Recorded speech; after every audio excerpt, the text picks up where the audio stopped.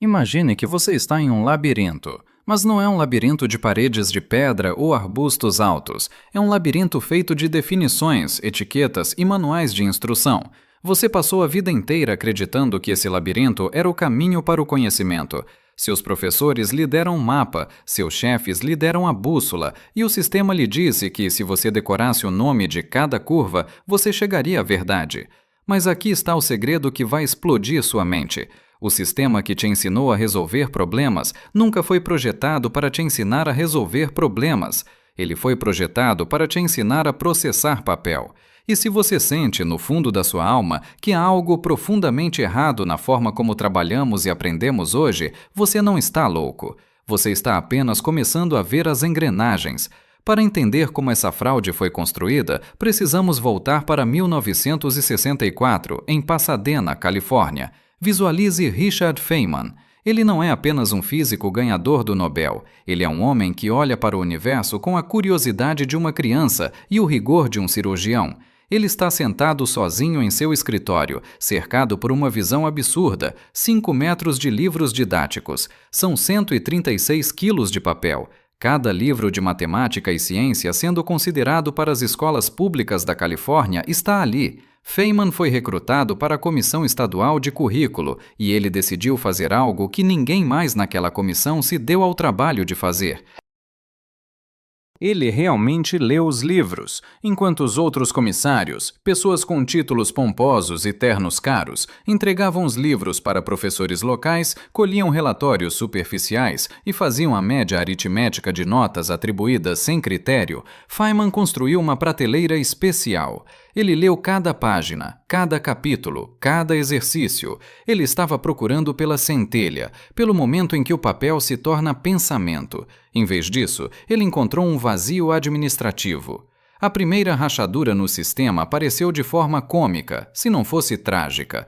Uma das editoras, atrasada com o prazo de entrega, enviou um livro para a comissão que era apenas a capa e a contracapa. Por dentro, nada, folhas em branco, um vácuo total.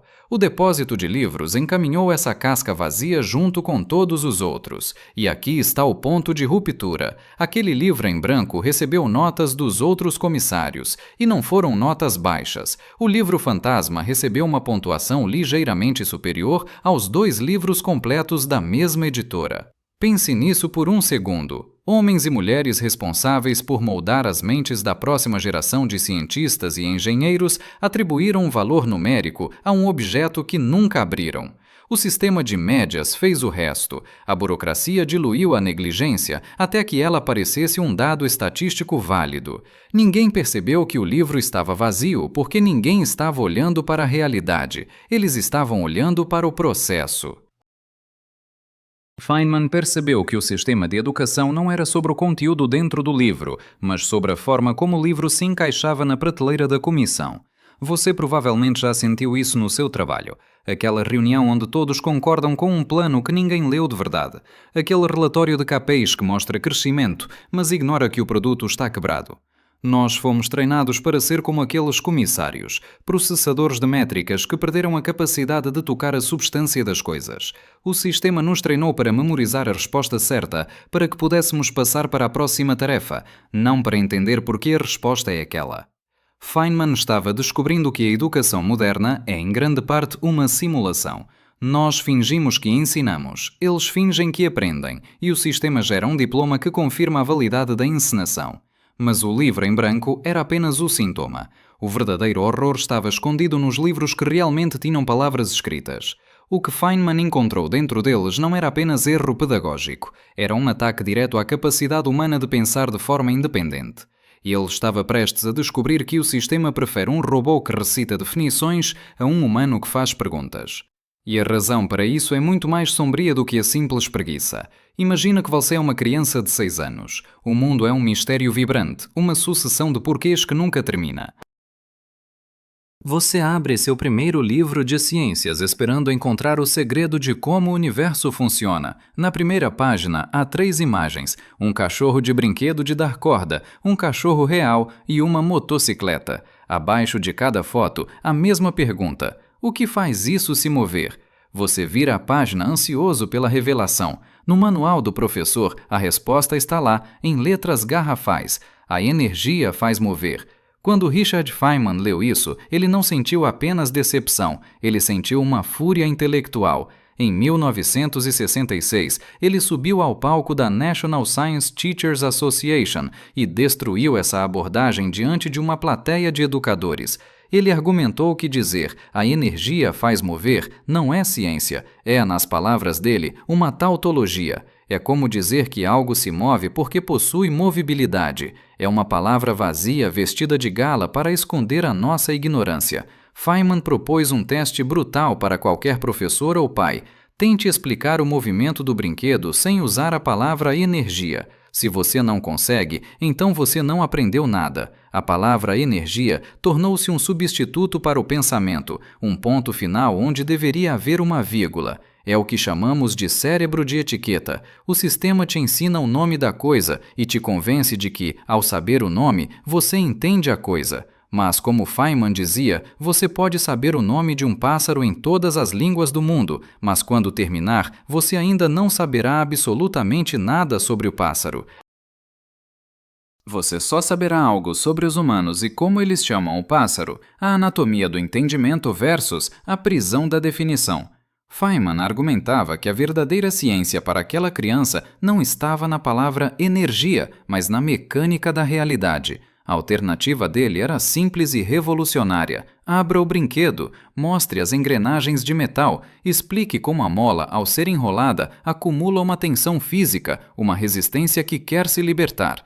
Mostre como os dentes de uma roda se encaixam nos espaços de outra, transferindo esse esforço até as patas do brinquedo. Isso é conhecimento, isso é ver o mundo como uma máquina interconectada. Mas o sistema educacional tem um pavor instintivo dessa abordagem. Sabe por quê? Porque uma criança que entende como uma engrenagem funciona começa a fazer perguntas perigosas. E se eu mudar o tamanho dessa roda? Por que a mola empurra de volta? Eu posso construir minha própria máquina? Uma criança que faz perguntas é uma criança difícil de gerenciar. O sistema não foi desenhado para criar inventores, ele foi desenhado para criar operadores. Operadores não questionam o porquê, eles apenas aplicam a etiqueta correta no tempo previsto. O exemplo do couro e a fricção. Feynman deu outro exemplo magistral sobre o couro dos sapatos. Se você perguntar a um livro por que a sola do sapato gasta, a resposta será fricção.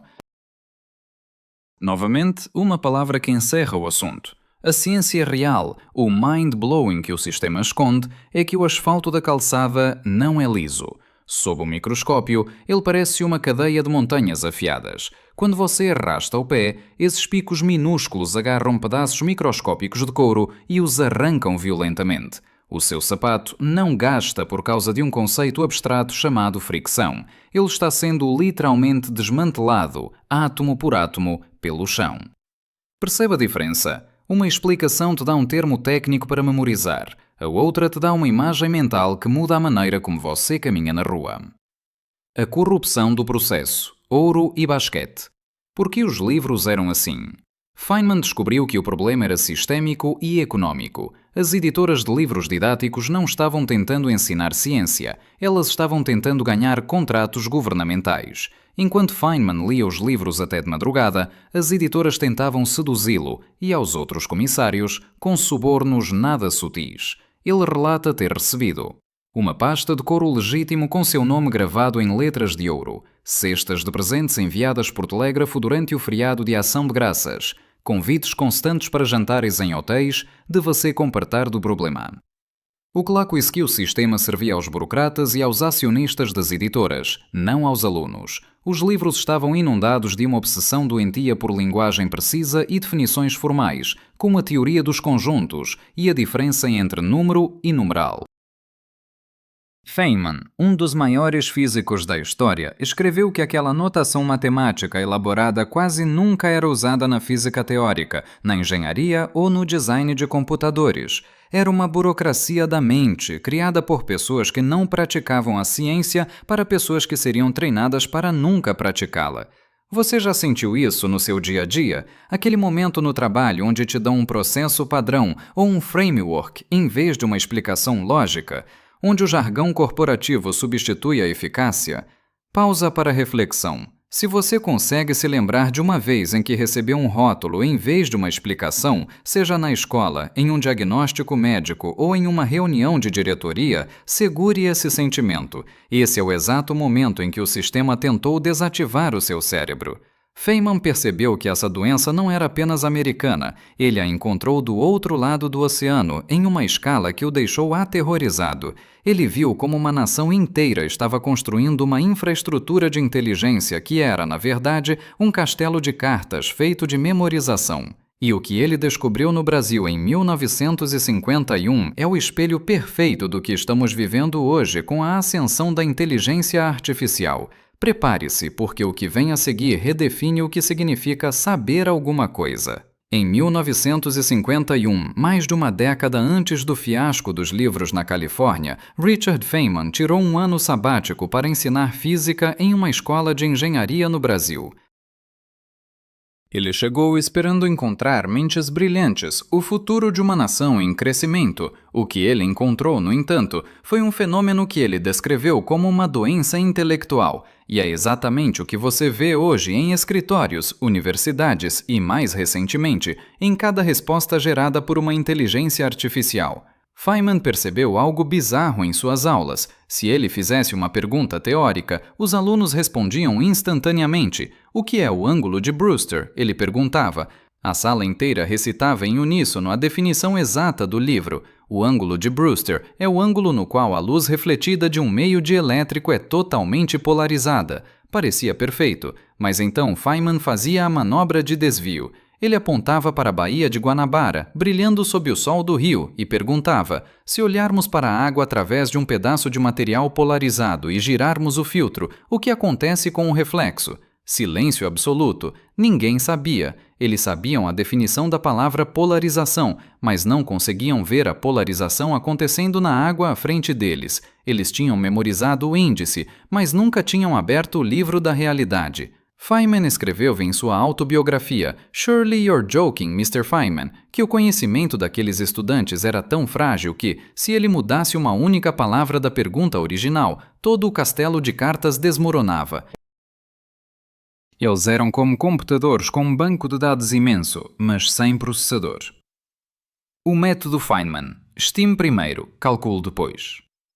Para combater esse vácuo de compreensão, Feynman introduziu algo que a educação deles nunca tinha permitido: o tentativa e erro. Ele ensinou os futuros engenheiros a estimar. Antes de tocar em uma calculadora ou em uma fórmula complexa, olhe para o problema e chute a resposta. Use o seu instinto. Se eu te perguntar quanto é 102 vezes 105, não comece a fazer contas no papel. Pense: bom, 100 vezes 100 é 10.000. Então a resposta deve ser um pouco mais de 10.000. Se o seu cálculo final der 1 milhão, você sabe que errou a lógica, não apenas a aritmética. Os estudantes ficaram horrorizados. Para eles, chutar era pecado. O sistema os tinha treinado para acreditar que a ciência era um caminho linear e sagrado. Fórmula para substituição de números para resultado. Eles eram incapazes de lidar com a incerteza. E um cientista que não sabe lidar com a incerteza é apenas um datilógrafo glorificado. Ao final do ano, Feynman deu um discurso para estudantes, professores e autoridades do governo. Ele foi brutalmente honesto.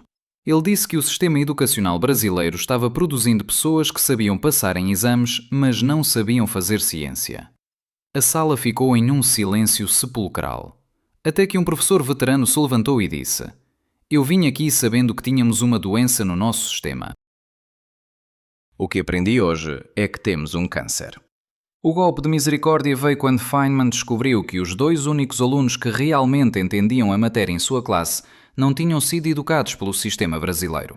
Um tinha estudado na Alemanha e o outro tinha aprendido tudo sozinho, lendo livros de física em segredo durante a guerra, porque não havia professores para ensiná-lo. O sucesso deles foi um subproduto da falha do sistema. O espelho do futuro, a inteligência artificial e a escala do padrão. Agora respire fundo, porque aqui está a parte que vai explodir sua mente. Feynman previu o maior desafio da nossa era tecnológica sem saber. Ele perguntou na época: quem quer um estudante assim trabalhando em uma fábrica, quando um livro, que não requer comida nem manutenção, pode dar as mesmas respostas dia após dia? Hoje, nós não temos apenas livros, temos a IA. O que a inteligência artificial faz hoje é exatamente o que aqueles estudantes brasileiros de 1951 faziam: reconhecimento de padrões em escala sobre-humana. A IA leu todos os livros didáticos, ela decorou todas as definições, ela consegue recitar o ângulo de Brewster em 1000 línguas.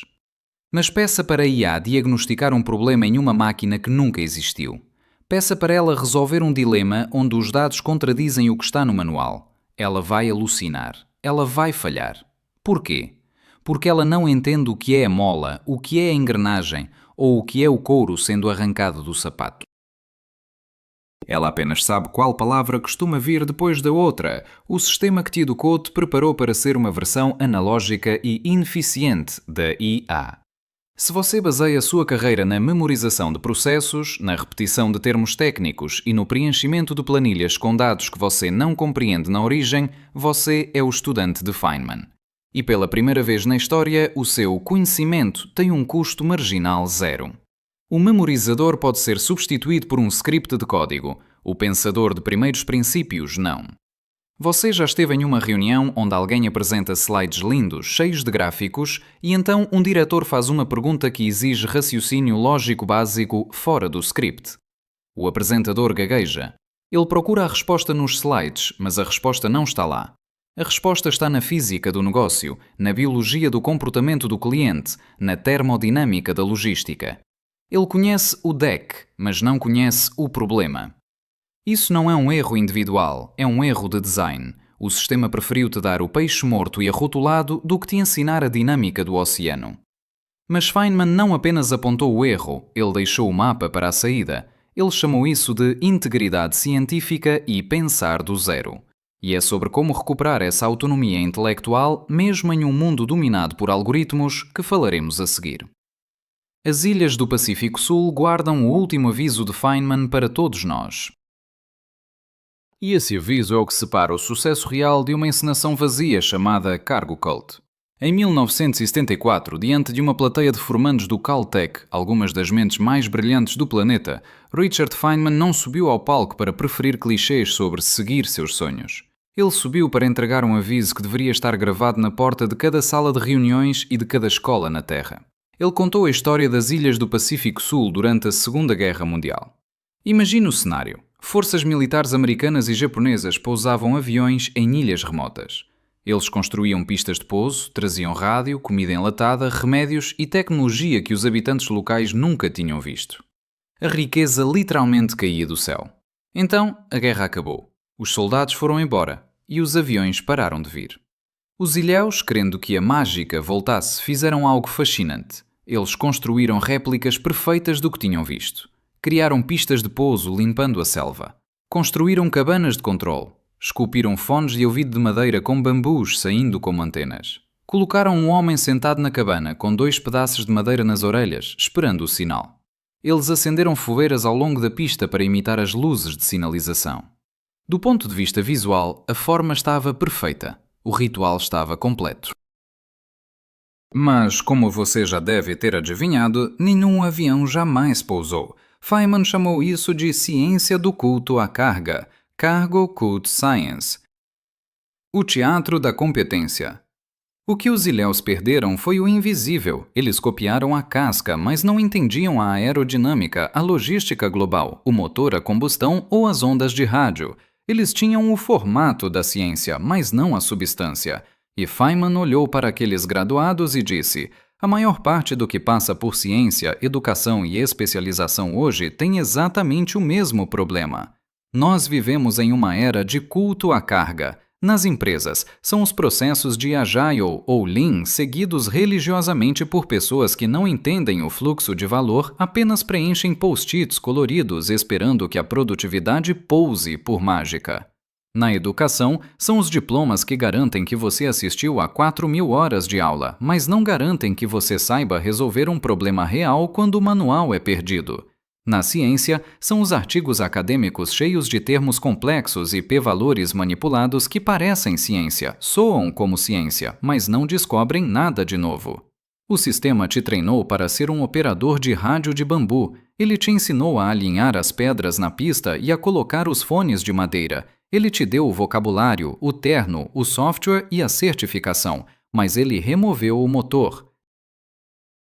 E quando o avião não pousa, quando a economia quebra, quando o projeto falha, quando a sua carreira estagna, o sistema te diz que você só precisa de mais fones de madeira ou de uma pista de bambu mais longa.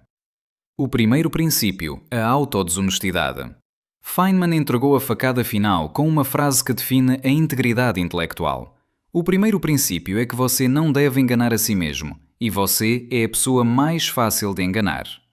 Pense na biologia do seu cérebro por um momento. O cérebro humano é uma máquina de sobrevivência, não uma máquina de busca pela verdade.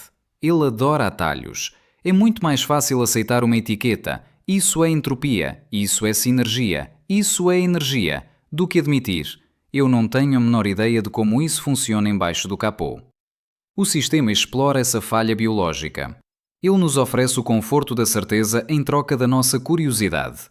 Ele substitui a exploração, que é caótica, incerta e perigosa para a burocracia, pela exatidão da forma. O paradoxo da termodinâmica do conhecimento. Aqui entra a ciência pesada, explicada de forma simples. Imagina o conhecimento como um sistema termodinâmico.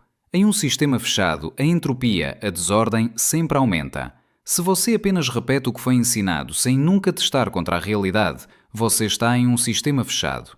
O seu conhecimento vai se degradando, tornando-se cada vez mais ruído e menos sinal. A única forma de diminuir a entropia do seu intelecto é o trabalho.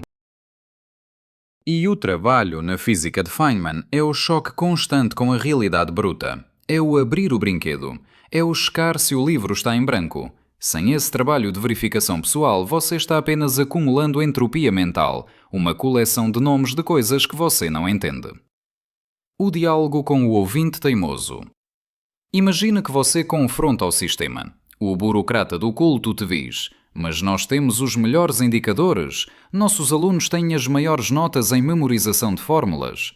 Você, inspirado por Feynman, responde: mas eles sabem porque a fórmula existe? Eles não precisam saber o porquê, diz o burocrata. Eles só precisam aplicá-la corretamente para que os aviões da economia continuem vindo. Mas e se o vento mudar? E se o combustível acabar? E se a pista de bambu pegar fogo? Nós faremos um comitê para avaliar a média das notas das cinzas. Percebe o absurdo? O sistema é projetado para ser à prova de falhas apenas enquanto o cenário não muda. Mas a realidade é feita de mudança. A realidade é entropia pura. E a única ferramenta que sobrevive ao caos não é o manual, é a compreensão dos primeiros princípios. Feynman descobriu que a alternativa ao sistema não era um novo sistema, mas uma nova postura. Não era sobre o que estava nos livros, mas sobre como ele carregava as perguntas na sua própria mente. Ele tinha um truque, uma técnica secreta que o fazia parecer um gênio para todos ao seu redor, quando, na verdade, ele era apenas o único homem que se recusava a usar fones de ouvido de madeira. Na parte final, vamos abrir a caixa preta da mente de Feynman e ver como ele processava o mundo através dos seus 12 problemas favoritos. E, mais importante, como você pode começar a escrever sua própria lista hoje mesmo para nunca mais ser enganado por um livro em branco. Se o sistema é uma fraude desenhada para produzir conformidade e o conhecimento que nos deram é uma casca vazia de cargo cult, como é que se vive fora disso? Como é que se torna um Richard Feynman em um mundo de livros em branco? A resposta não está em um novo currículo, mas em uma tecnologia mental que Feynman usava todos os dias. O matemático Giancarlo Rota descreveu isso perfeitamente em 1996. Ele explicou que Feynman não era um gênio no sentido místico da palavra. Ele tinha um algoritmo de processamento da realidade. Feynman mantinha constantemente em sua mente uma dúzia de seus problemas favoritos. Eles não eram metas de produtividade ou KPIs corporativos. Eram perguntas fundamentais, porquês, que ele ainda não tinha resolvido.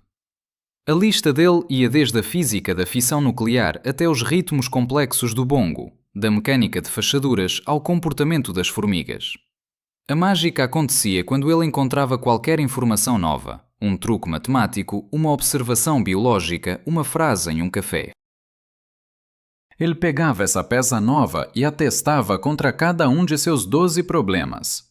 A maioria das pessoas consome informação para arquivá-la. Feynman consumia informação para colidi-la com seus mistérios pessoais. E, de vez em quando, havia um impacto. Uma conexão que ninguém mais via, e as pessoas diziam: como ele fez isso? Ele deve ser um gênio. Não, ele apenas tinha perguntas vivas, enquanto todos os outros tinham apenas respostas mortas. O prato giratório e o prêmio Nobel. O exemplo mais explosivo disso aconteceu em um refeitório na Universidade Cornell. Feynman estava lá, apenas observando o caos cotidiano, quando alguém jogou um prato de porcelana para o alto por diversão. O prato subiu, girou e, enquanto caía, ele começou a oscilar. Um balanço rítmico enquanto girava. Para qualquer outra pessoa, era apenas um prato. Para o sistema, era uma distração inútil. Mas para Feynman, que tinha problemas de movimento de rotação, rodando em segundo plano no seu cérebro, aquilo era um convite. Ele foi para casa e começou a brincar com as equações. Ele queria entender a relação entre a velocidade do giro e a velocidade da oscilação. Seu chefe na época o questionou: Richard, por que você está perdendo tempo calculando o movimento de um prato de comida? Feynman respondeu: não tem importância, estou apenas brincando. Mas aqui está o mind-blowing. Aquela brincadeira com o prato o levou de volta às equações de Dirac sobre o spin do elétron. O movimento do prato no refeitório abriu a porta para o desenvolvimento da eletrodinâmica quântica, QED, o trabalho que, anos depois, lhe daria o Prémio Nobel de Física. O sistema odeia a brincadeira porque ela não pode ser medida em um gráfico de eficiência, mas a realidade não se revela para quem segue o manual, ela se revela para quem mantém suas perguntas vivas debaixo do chuveiro, no trânsito e no meio de uma reunião chata. O seu manual de instruções para a realidade. Se você quer recuperar a sua capacidade de pensar, o método de Feynman é a sua única saída. Ele pode ser resumido em 3 movimentos de guerrilha intelectual. Desmonta a etiqueta. Sempre que alguém te der uma palavra bonita para explicar algo, é o algoritmo, é a cultura da empresa, é a energia, pare tudo. Pergunte: como eu explicaria isso para uma criança de 6 anos sem usar essa palavra? Se você não consegue descrever um mecanismo físico, as engrenagens e as molas, você não entende o assunto. Você apenas decorou o nome do pássaro. Estime antes de calcular. Não confie em fórmulas que você não testou com o seu instinto. Se você vai tomar uma decisão financeira, fazer uma dieta ou construir um prédio, faça um chute educado primeiro. Se a sua planilha de Excel diz que você vai ficar rico em 3 dias, mas o seu senso de proporção diz que o dinheiro não nasce do nada, confie no seu senso. O sistema quer que você confie na ferramenta para que você não perceba quando a ferramenta está quebrada. Mantenha seus 12 problemas. Escreva-os hoje à noite. Não são objetivos de carreira, são dúvidas reais. Por que meu time sempre falha na comunicação? Como a luz se comporta em um prisma? Como as pessoas mudam de ideia? Carregue essa lista com você. Teste cada livro que ler e cada vídeo que ver contra ela. A beleza da engrenagem. O sistema que te treinou para memorizar respostas queria te transformar em uma peça de reposição, uma peça que não questiona, que não oscila como o prato de Cornell e que aceita o livro em branco se ele vier com um selo oficial de aprovação. Mas a realidade é muito mais generosa do que qualquer comissão de currículo. Quando você para de aprender nomes e começa a ver mecanismos, o mundo muda de cor. Você começa a ver a beleza na fricção que arranca o couro do sapato, na mola que resiste ao seu dedo, no ângulo de luz que atinge a água. Você deixa de ser um espectador da vida para se tornar um participante da criação. Feynman provou que um único homem, armado apenas com a honestidade de ler o que está escrito e a coragem de dizer "eu não entendo isso", pode derrubar um sistema inteiro de mentiras. O sistema não foi feito para te ensinar a resolver problemas, mas agora que você sabe como ele funciona, ele não pode mais te impedir. O segredo final de Feynman é que a ciência não é uma profissão, é um estado de espírito. É a recusa obstinada em se enganar. É olhar para o céu e saber que a luz que atinge seus olhos viajou milhões de anos apenas para encontrar um cérebro capaz de perguntar: o que faz isso se mover? O avião só pousa se houver uma pista real, não uma de bambu. O conhecimento só funciona se houver uma engrenagem real, não apenas uma definição. Saia do culto à carga, comece a desmontar o brinquedo. A realidade está esperando por você e ela é infinitamente mais interessante do que o manual de instruções.